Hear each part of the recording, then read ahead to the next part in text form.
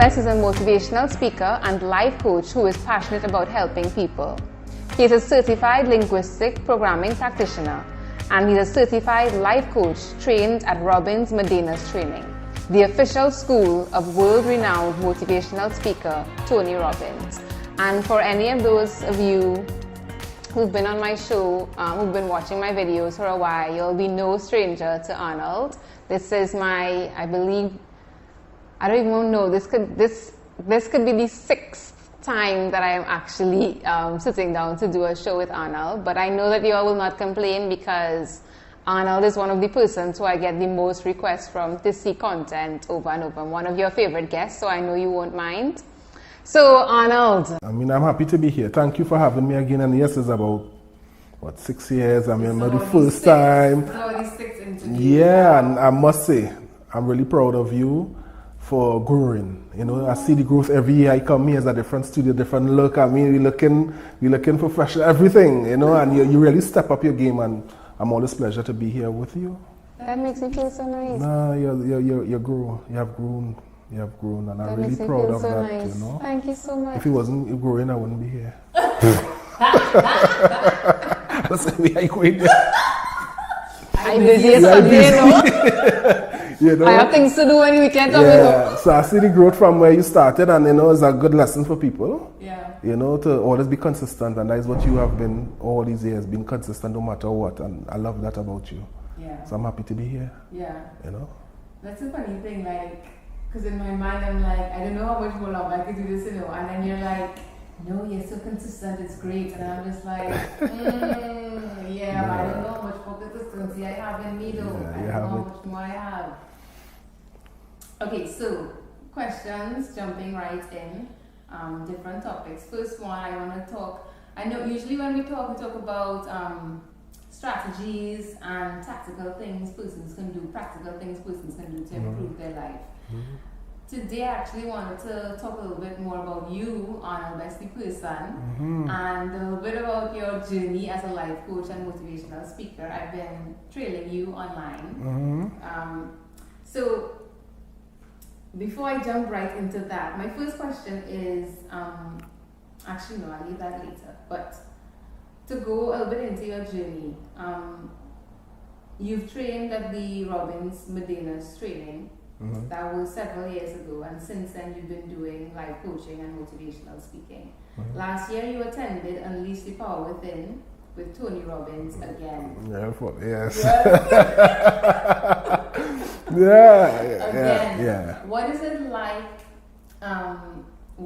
like, just as I was saying, you've been with me several times, and it's each time there's something constant, but there's something new, something's always changing, something fresh is happening. What's it like interacting with Tony Robbins again? Like, what is the experience those different times? What was it like the last time? Okay, this time it was more electrifying. Let me use that word. It was more, it's always a step up, you know, and within growth, you always learn that from these guys. You always reinvent yourself to something new. I mean, the format is remaining the same and everything because of what we want to deliver to these people.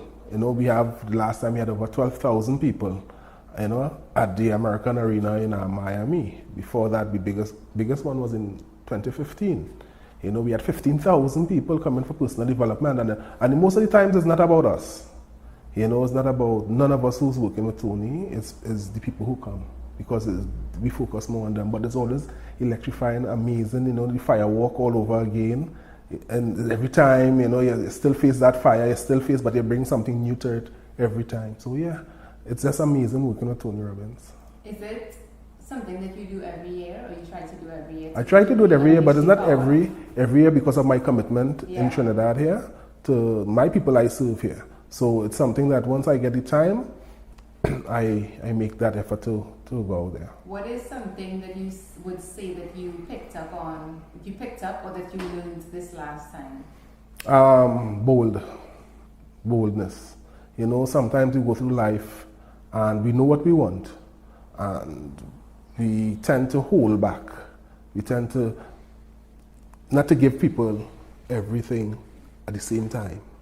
And sometimes you give You devalue your brand, you devalue your product, whatever the case may be. So now, what I've learned this time now is to be more bold. So what is going to happen in the future now is people will see me more bold in doing things and not easing up. Because sometimes in my business, you're going into an emotional state with someone and sometimes you see them looking to break, but you want to not allow them to break because are they ready to break? No. This time around, people are actually going to break and I'm going to allow them to break and deal with the situation. So that is the boldness. Tell me more about this. What the bold? Tell me more about that, like allowing people to break. I'm Okay. very intrigued because I do that. If I see somebody is like teetering on the brink, I will pull back. Pull back, exactly. As humans, that compassion comes in, right? But as leaders or servers, serving people, we don't need to hold back. And we live in a society where you might see somebody going through something, you want to talking to them, you see them breaking, you're quick to console them. No, allow them to break down, allow them to cry, allow them to scream, allow them to, whatever, allow that process to take place. Because when we do that, as humans, as I said, we are compassionate, so we're ready to hug, ready to say, don't worry. How can you reassure that person everything's going to be all right? And this is the problem. So when somebody hearing it from you now, saying everything's going to be all right, all that they want to hear, but everything won't be all right because we haven't solved the problem. I just comforted you in that moment. So I'm not going through that with people no more.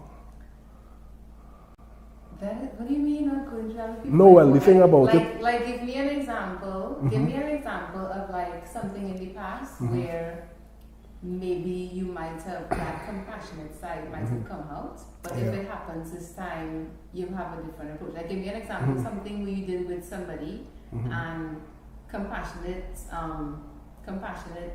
Arnold came, but this time you have a different approach. The time before is allowing them to go through that process and talking, explaining their situation. And then when they start to break, I change the subject, I change the pattern. I make them laugh or I make them, switch. And within that, let me just trying to find one in my head to give you a good example. Okay, this client came to me one time and her husband brought her to talk to me and whatnot. So she's going through depression, right? Yeah, she's going through depression. And when she started to, I said, going to a depression 6 for me because it'll have stages of depression. And she will go down, she will start to, her whole body will change and whatnot. And then I said, go down to a 3. She started to cry. She started crying on breakdown. And what I did there, I cracked a joke. And she changed and she went back into a state of laughing now.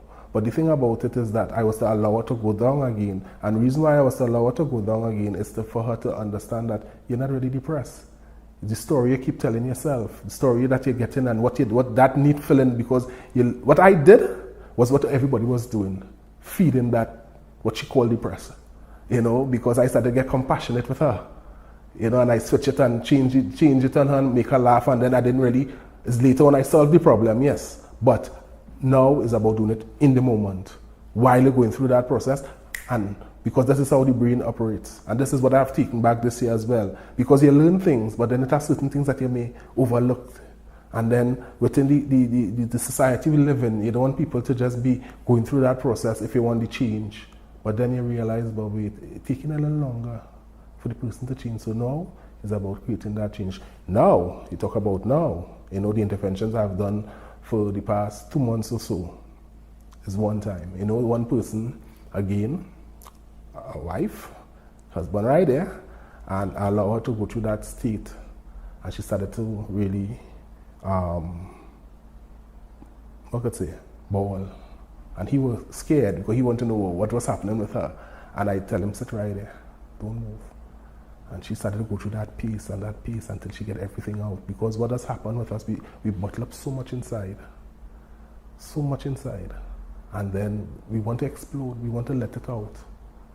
And that's making that whole move of letting it out, make us feel a little better, give us the nervous system, realize, okay, it's out. So now let's find the solution. Let's, so your brain and everything will be working together in order to find that solution and to get clarity of what you're feeling and what you're going through. So now that is the bonus I'm talking about. People are going to be, I'm not going to ease up no one this year. So it seems like what you're saying is where something might have taken 3 hours or Correct. 3 days or something, whatever. Like, where might it take them 3 days? It's going to take 30 seconds. Thank you. Yeah. Instant transformation. Yeah. Like everybody's going to be popping like popcorn. And to add to that too, with the boldness, I'm going to use all my skill sets now. Before, again, I used to, challenge myself with the skill set, but I do it in a safe place. Now I'm doing it to strangers, people who don't know Arnold best and come to Arnold best for the first time, and they were like, wow. They get clarity within 45 minutes, half an hour of our discussion. You understand? And this is the difference now from coming back from UPW. And then, you're working with one of the best in the world. Why you hold back? And it was just my way of learning more before I really unleash what I'm going to unleash this year. Yeah. So it feels as though like you're just going to be like a magician, and as soon as you walk into a room, like people just going to instantly just. And this is actually what people's gonna get from Arnold best this year. Yeah. It feels like it might be a 4-hour session, but in the first 4 seconds you enter the room, they're gonna switch and it just be like the next 4 hours is just. Yeah, and I'm gonna break it down even as you talk about hours. You talk about hours. It's less than that obviously now, and then the event that we plan to have in the next couple of months is gonna be 12 hours. So we're gonna talk about that. Very exciting. So, but specifically.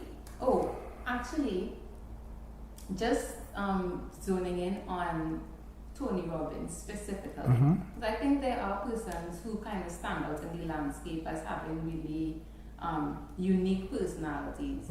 What do you think it is about Tony Robbins that makes him so powerful, magnetic, successful is a word many persons might use, but having interacted with him on a closer scale than many persons would, what do you think contributes to the impact that he's had or is having? His momentum. He's like a force of nature on stage. He's like a force of nature when he's dealing with you. He's a big guy.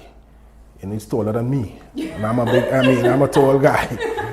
He's a big guy. He's like 6'7", while I'm 6'2". Yeah. So, and then he's broader. Yeah. But the Tony momentum, every time Tony is in a room, that momentum, and he always try to bring some sort of results to everyone he meet. Every interaction he make you feel comfortable with him and everything. So he's a guy really, really stand out in a way of how he deal with people. And his compassion, what I have learned is what I'm doing now. That compassion doesn't mean that I have to be there with you. I can show you tough love and still get the results we're looking for even faster.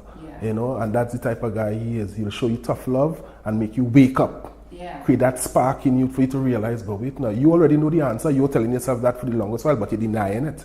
Until someone like him or myself come and just shake you up and say, you know what? You're making sense. I think I'm just getting the sense that this time that this moment in time right now on the planet, when you're just saying we have to wake up, and even what you're talking about before with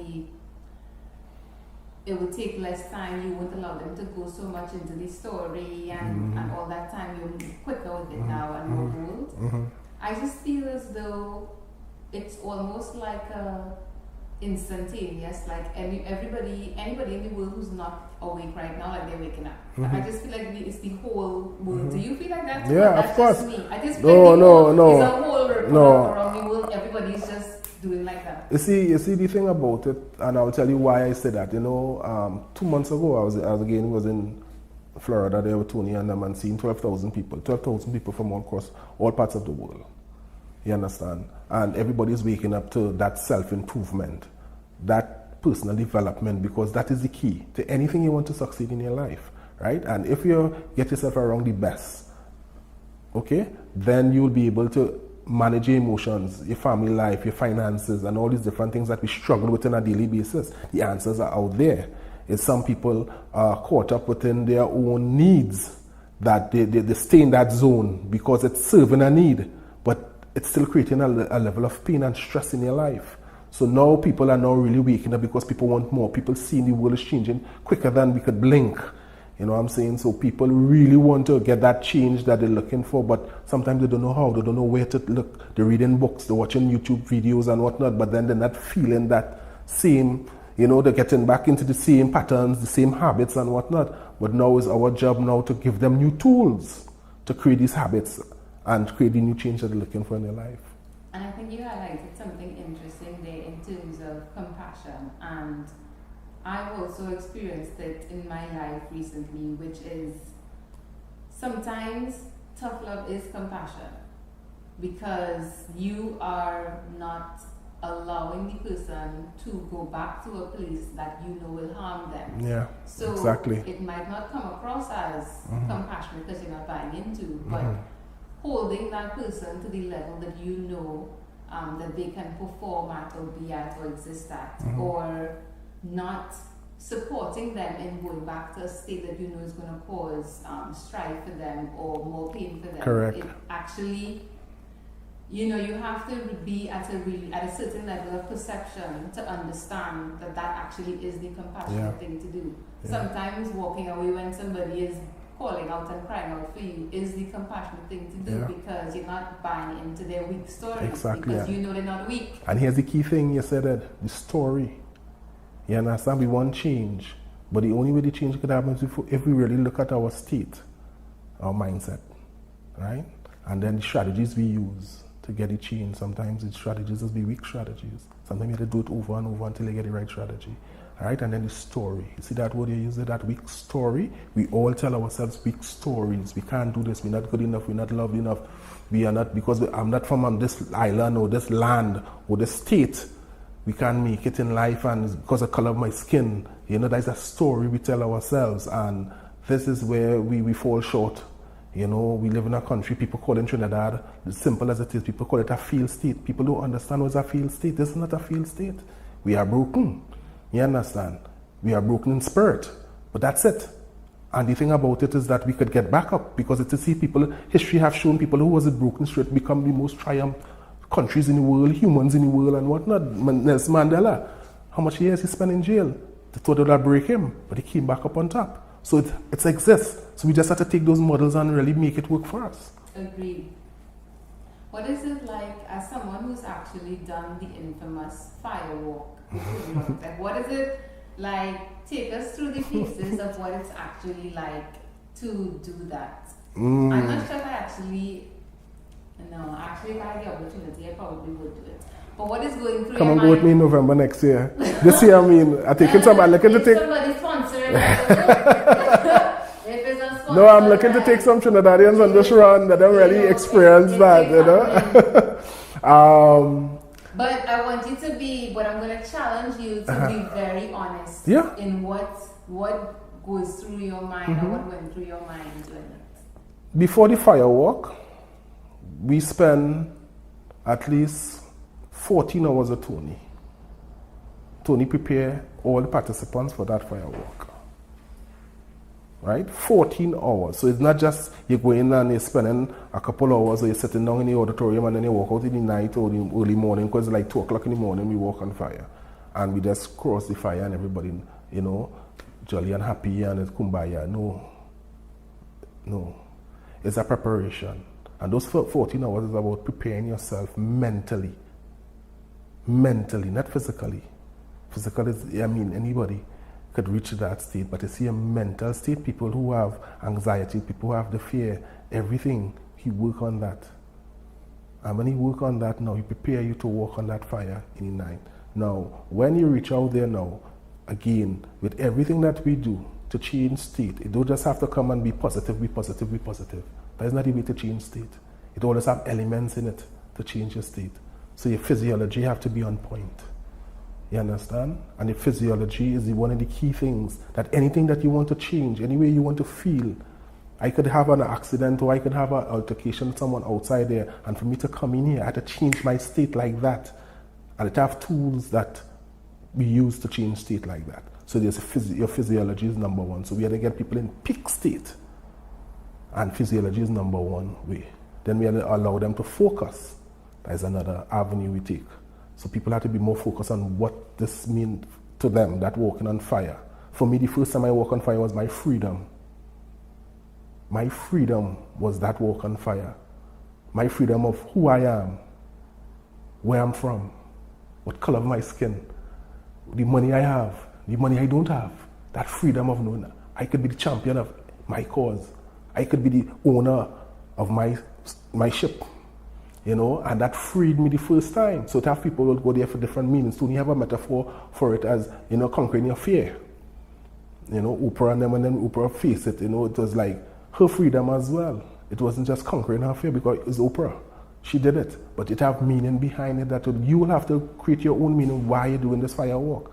What did this mean to you? But it's, in Tony general metaphor, is for people to conquer their fear. So once you could walk on fire, you could do anything. So the room, the temperature, everything does be different. And then when you leave the room now and you go outside, it just be a sound of Hawaiian drums. So in my life and in your life and we here in the studio, we know about the African beats. So that is what you're getting. And again, and you're getting that vibe. So as I say, your physiology, that giving you all the elements. So now you're in a different realm, in a different state of mind.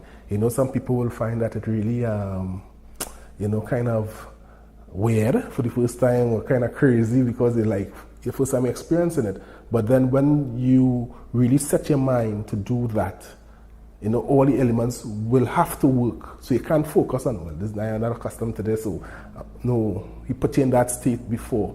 So when we go out there to the firework, now you're feeling the heat coming out. And the first time I did it was a really cold winter in New Jersey. I would call it fire and ice because after you leave the fire, you're walking on ice. They have patches of ice for you to stand on, right? Which was good.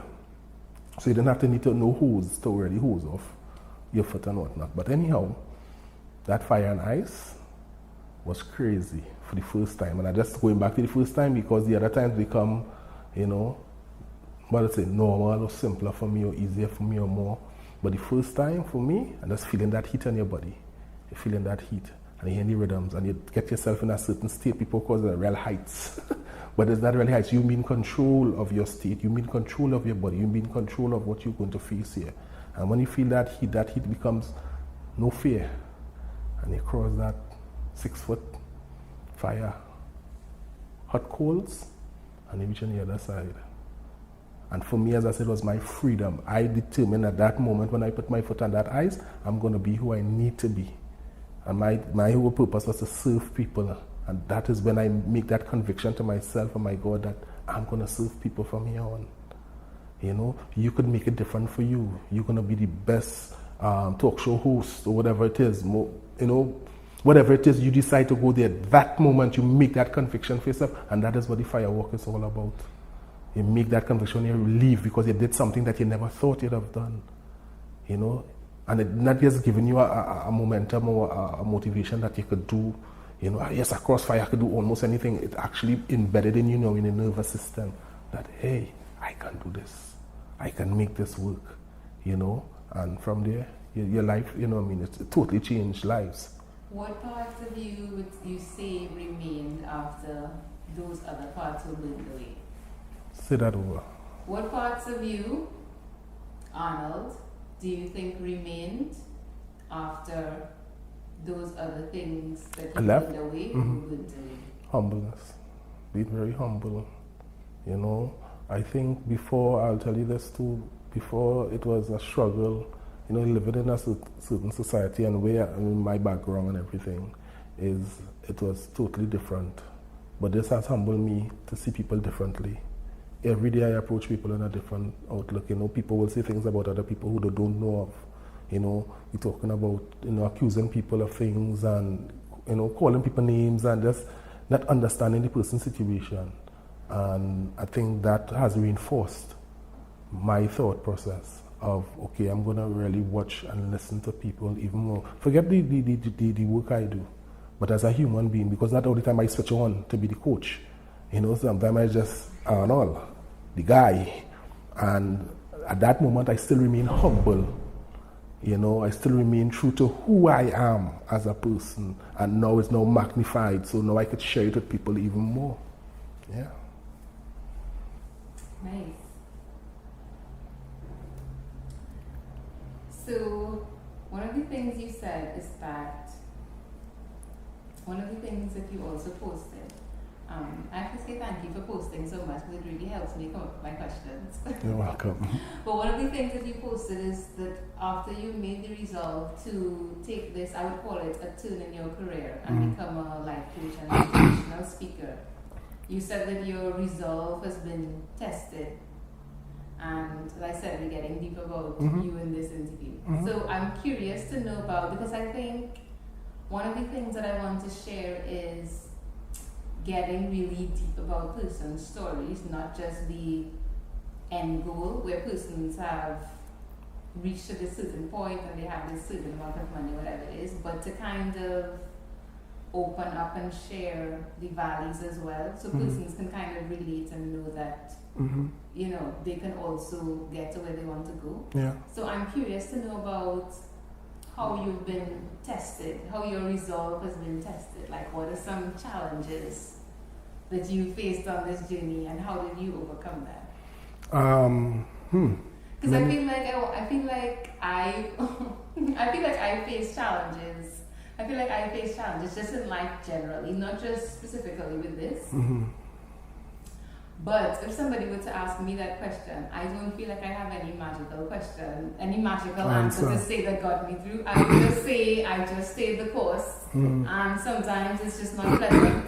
But if you keep going, you know, it doesn't stay in the valley forever. That's just what I would say. But I'll tell you from my experience and everything.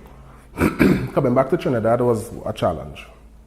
You know, after my first episode, my training and everything abroad, and coming back to Trinidad with this mindset now, one, I was scared, because soon as I land, I didn't know what it was there, but I didn't realize this fear was creating this anxiety in me at that point.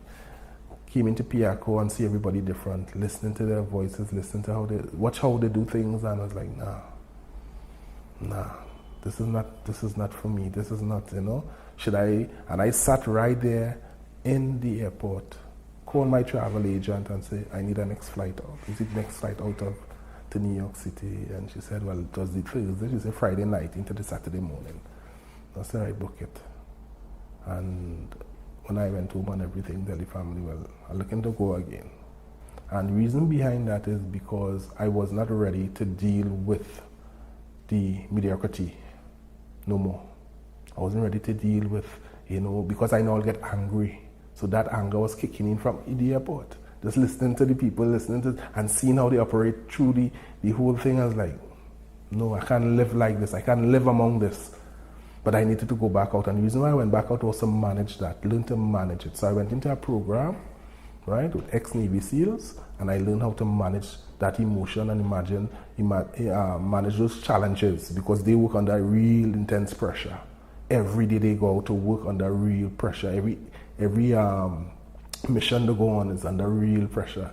So they are the best in the world. So again, find the best, which I always do, to learn what I have learned to share with people. So again, ex-Navy SEAL, and they put me through 4 days of hell. 4 days of hell. So to answer the question that you asked at the beginning is that when I come back, I learn to manage. So the challenges, even if they come, I know how to deal with it. I know how to put myself in a state in order to see things differently now, even more. So I wouldn't be so overwhelmed. You understand? So it isn't like every time I see a challenge, I'm like, oh, how do they do this? No, I already know what to do. I already see it differently. First thing, you give it a different meaning. What this is really telling me, if you reach a challenge in your life. Be quick to say, why me? When you ask yourself, why me, the brain automatically give you, why you? Because you're stupid. Why you? Because you're this. Why you? Because you're that. But if you ask, what can I learn from this situation? What is the learning experience here? What's so laughable about the situation? And the brain automatically will give you those answers, so it wouldn't be so overwhelming on your body and stress you out, And then when you ask the questions, because quality questions is a key thing in your life. I ask people in different seminars, what is the first person, who's the first person you talk to? Everybody talk about the husband, the kids, the God, whatever the case may be. But most times we talk to ourselves. And sometimes we tell ourselves some real disempowering things in our heads, stories again. So this is what I have trained not to do. So to see challenges, Yes, I feel challenges. I go through all the emotions like everybody. Some people think I'm superhuman, you know, in a sense of you don't feel, you know, you just see things and, you know, you're not shaken by it. You know, the issues I deal with on a daily basis with people one-on-one, you know, suicides, people who looking to harm themselves and harm the family and these different things. People know how I cope. I'm trained to cope with it. You know, it's not something you just go into and you say, well, all right, because you come back out more depressed than the person. So in a case like what we do, social workers, people who see in police officers, especially when they go on a crime scene and they see something, you know, how they cope with it. Some of them have to cope with it how they can until it become part of their 10 years from now. I'm accustomed seeing that, man, is nothing. But during that time now, it's scarring the brain and then they don't know how to manage. So some of them, I mean, mentally scarred, but they're hiding it. They're putting it in the background because they think that is part of the job. Yes, that is part of the job, but they cannot cope with it. So come to their family life, it damages the family life because they cannot touch, they cannot feel that what they're supposed to feel for their daughters and their sons and their wives and their girlfriends and their mother and their father because what they have seen, you know. So it's about training yourself and finding the best to train if you're going into that kind of work, you know. So I don't really have the challenges and say I cannot cope with it. I have to be able to cope with it. You understand? And this is what I could tell you about that. Yeah. So, well, one of the things I related to is when you say look at the challenge a different way. So it reminded me of me in my life when sometimes, which is a frequent thing that can happen in Trinidad and Tobago. Like, I feel like Trinidad and Tobago is a place that can make you lose your patience very quickly. Like, very quickly. Yeah. If you have to get official documents, if you have to go somewhere to buy something and for the fifth time you go and you see something in the menu but they don't have that thing and literally they only have 1/5 of the things that are on the menu. Like, you go to the grocery and the lines are long, it's slow, there's no gas by the gas station every other week. Like, honestly, like, honestly, as I reflected and matured, I realized, wow, it's really easy for somebody to just trip out. Like, it's so easy. And again, I always say that the first thing you ask yourself, what can I learn from this? Correct. You know, and then the brain will tell you, well, next time, you know what, fill a gas before. Yeah. You know, or your brain will be, so now beforehand, now, if you have to do something, you already kind of pre-plan that and anticipate what could happen, so you're going to prepare yourself for that. You know, and we live in a world where we say we prepare, but we don't really prepare. So that's why we feel so overwhelmed. And then the expectations, you know, that is something that is going on here. We're talking about the society, why it make it easy for you to trip on someone, right? 2020, we live in a society. The roads are deplorable, the social services, the healthcare, finances, right? Everybody 10 years ago, 5 years ago, especially 5 years ago when the government has changed, the expectations they had to now is what have them angry, you know. It's not what the people doing or what they're not doing, you know.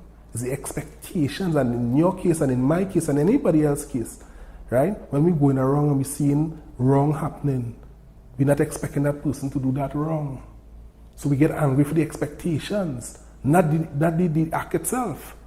You understand? So that is what we're facing right now. So a lot of people living with uncertainty.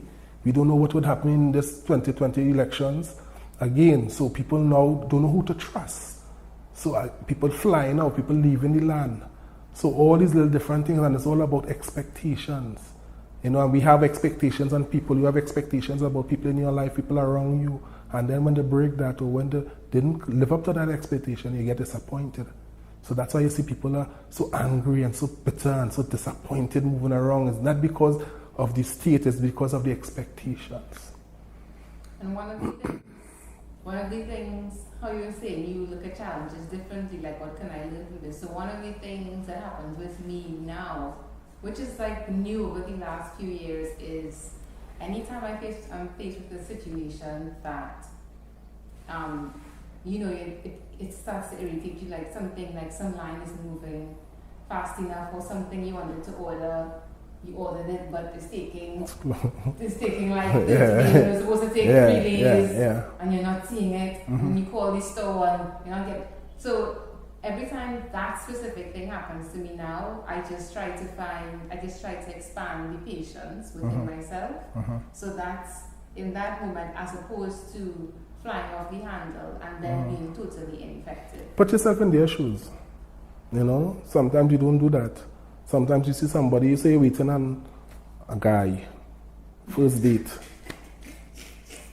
Right? Nah, but don't do that. Yeah, do it. Yeah. No, listen to me. Listen to me. You see how you say you jump. Yeah, the two things. It's the first date, be on time, right? 7:30, no, they're supposed to meet. 7:45. You're trying to call his phone or message him. Where are you? He's not answering. He's not responding. 8:00. So bring a glass of wine for me one time, because you see right now I done pissed. Within a half an hour, you pissed. So bring a glass of wine for me? Yeah, bring a glass of wine for me one time. It calm my nerves because I pissed. Right. And then 8:15, nothing. What the hell? You pick up the phone again, you make one more call after this. I'm going to pay the bill and I'm going to get out here. I don't want to hear him and I don't want to see him. Boop, boop, boop, boop. You call. Someone else answer. Hi. Yeah, I was supposed to meet Arnold. Oh, I'm sorry. Who are you? I'm his date and whatnot. And okay, we just rushing him to the general hospital. How you go feel?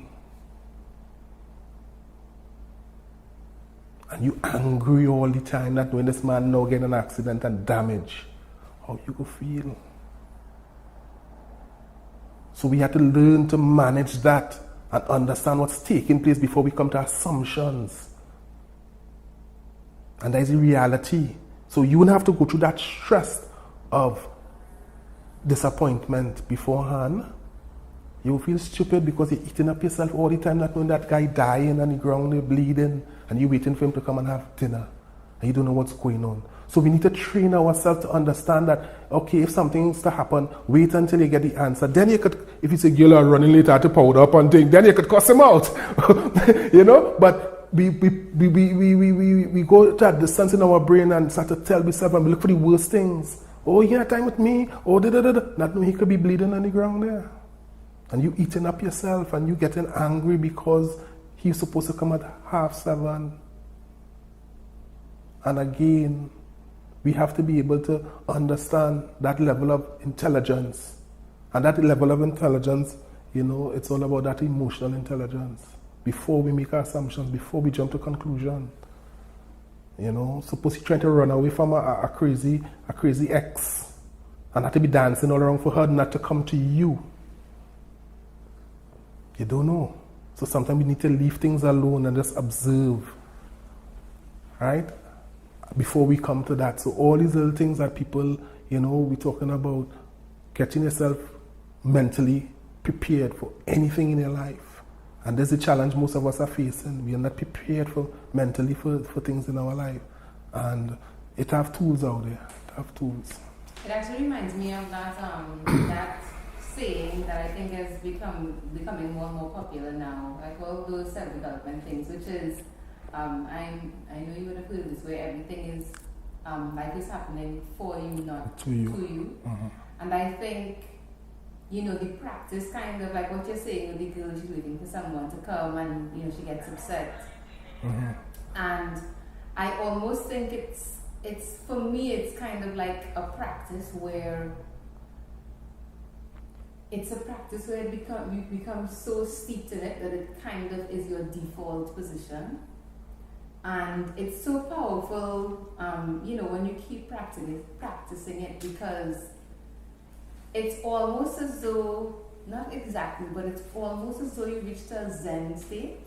It's almost as though you reached a Buddha state where almost nothing can upset you. Because, and whether or not it's true that everything is happening for you and not to you, even though that is the belief that I've adopted, I also think that one can be strategic in thinking about it, because the point is that you want to be effective in life and achieve whatever it is you're aiming for.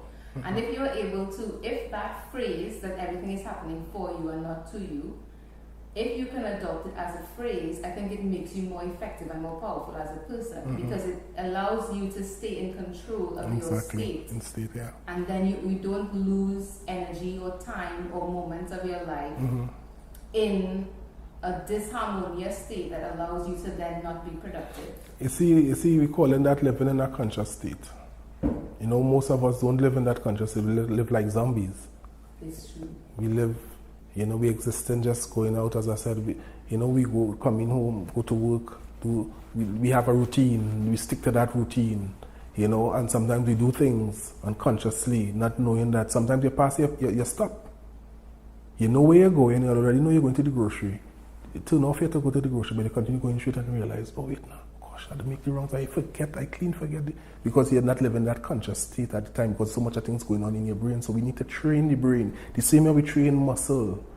We need to train the brain in certain way, and that's the key. Once we don't train the brain, if we do train the brain in the wrong way, with the wrong muscle in the brain we train, you know, to see things differently, to understand the meaning of things, the brain will be kind to us. Our heart and souls will be kind.